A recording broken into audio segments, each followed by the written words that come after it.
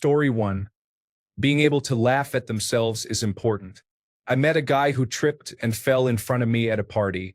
He got up and said, "Well, I was going to try to impress you, but I guess I'll just sweep you off your feet another time. We've been together for 3 years now." Story 2. Being nice to people who cannot possibly pay you back in any way reflects a kind soul, which is unfortunately rare. Story 3. When they actually listen without waiting for their turn to speak. Bonus points if they remember little things I said weeks ago. Story 4. Curiosity. Curious people know a lot of things and are willing to learn more about the world around them. Curiosity, kindness, and empathy form the best combination. Story 5. When someone speaks about others with kindness, even in their absence, it demonstrates true character. Story 6. Kindness to animals. My mother used to evaluate my boyfriends based on how much the dogs liked them and how well they treated the dogs. The one who eventually became my husband carried my dog for 3 miles because he pretended to hurt his paw on a walk. Story 7. When they are not prudish in both the traditional sense and in relation to biological topics, it is a positive indication for me. I am studying microbiology, so science is something I enjoy discussing. Therefore, it is a green flag when I talk about topics like bacteria or how urination works, and they do not react with disgust. Story 8. Being kind to animals and to people who may not necessarily matter to you, like waitstaff in a cafe, store employees, or public transport workers, is important. When leaving, express appreciation by saying something like, "I enjoyed spending time with you today." Story 9.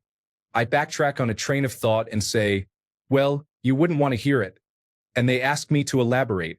If they seem genuinely interested and discuss that train of thought seriously and intellectually, no matter how random or intrusive it may seem, I found someone I can be myself around. Story 10. Being polite to others without expecting anything in return. Feeling joy and smiling for the happiness of others. Story 11. People who can discuss a point without their stance being immediately obvious demonstrate a strong ability to understand the argument without necessarily agreeing with it. Story 12.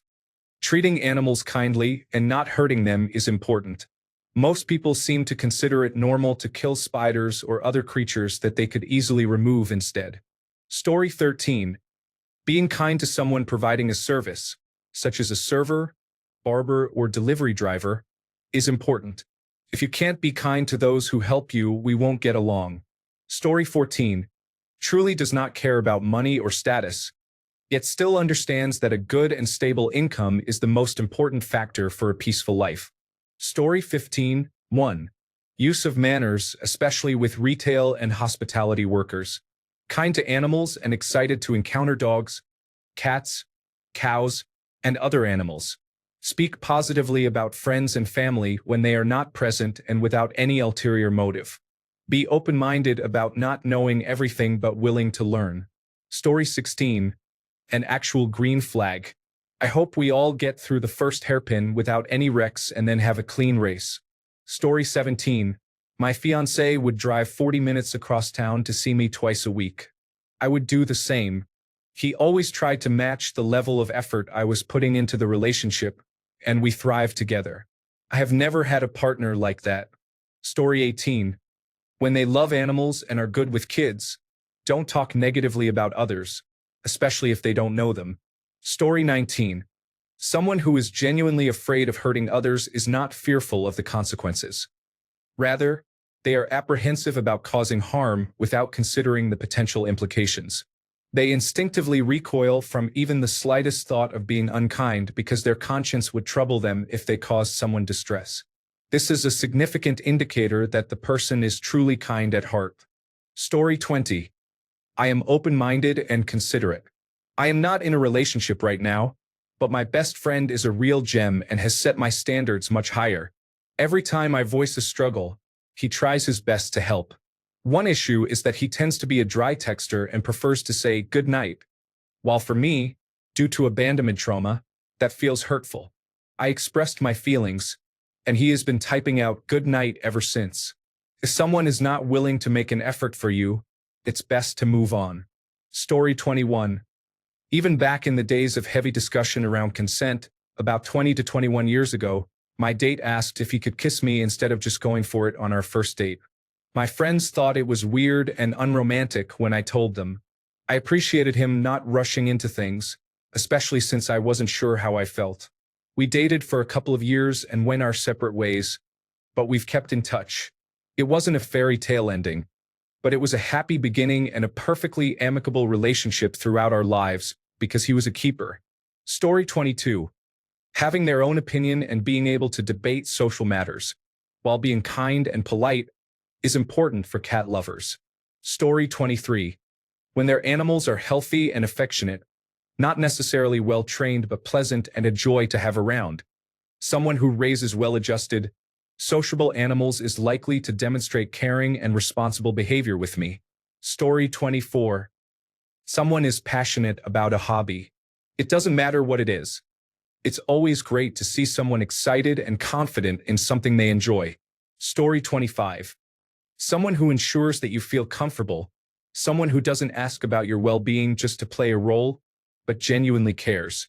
Story 26. Someone who asks questions about me. Many people focus on themselves and share numerous details about their lives, expecting that others will do the same. I am interested in a dialogue, not two competing monologues. Story 27. I love a girl who is willing to work on her own car. I don't mean scheduling the service. I mean changing the oil, doing her own brakes, and so on. Story 28. Displays a dislike of intrusion in private settings. For example, when you are out for a meal and can tell that a person is focused on you and engaging with you in a personal and meaningful way, it suggests that they are looking for a solid relationship and are uninterested in others while engaged with you. Do not be overly nice to strangers.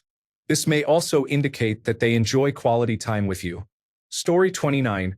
Men who aren't afraid to show a feminine side or express vulnerability are much less likely to embody patriarchal behaviors.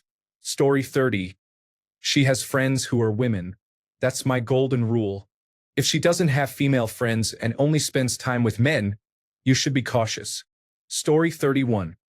If she willingly touches raw wool, wet moss, or unfinished brick without grimacing, she is adaptable to diverse survival environments. This is a positive sign.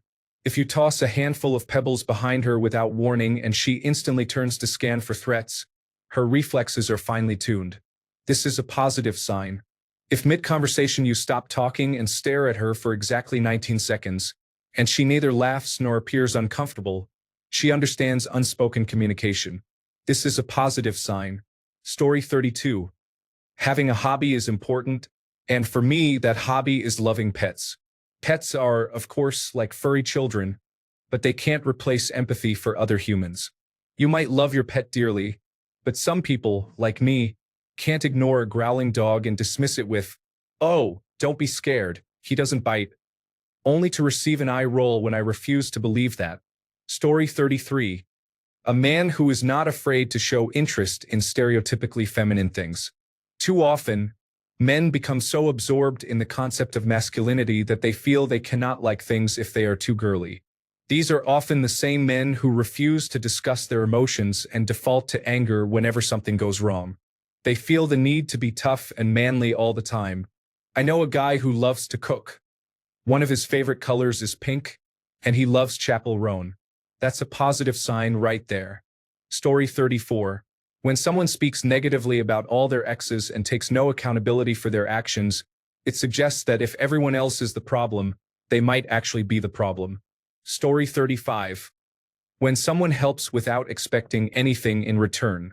A man once pointed out the drink stand at a party when I asked him where he got his drink, instead of taking the opportunity to take me there.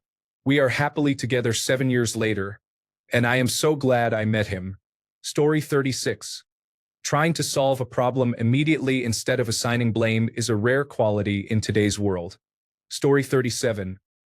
I went on a first date a couple of weeks ago, and they were discussing how important good communication is within the first 10 minutes. Later, when we were wrapping up, I discovered that they are also a good hugger, which is very important for me. Story 38. As a woman in my 50s, if he doesn't laugh, roll his eyes, cringe, or look horrified when I tell him what I write, that's a green flag. Story 39. They laugh when I joke, complain, or am self-deprecating. They get it. It's my shtick and pressure release valve. It's not serious. If they laugh, I'll laugh too. Story 40. Great with children and loves animals. That is very attractive to me. I also appreciate someone who has a tidy home, but not obsessively clean. I am not a slave to cleanliness. Story 41. An immediate positive sign for me is when someone has the ability to empathize with others, even if they cannot do anything for them in return, or when most other people would not understand. Story 42.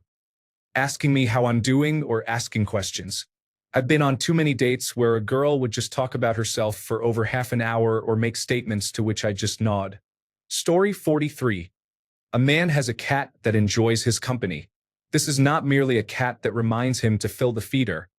It is a cat that snuggles and seeks him out for affection. I have found that cats are excellent teachers of consent and body language.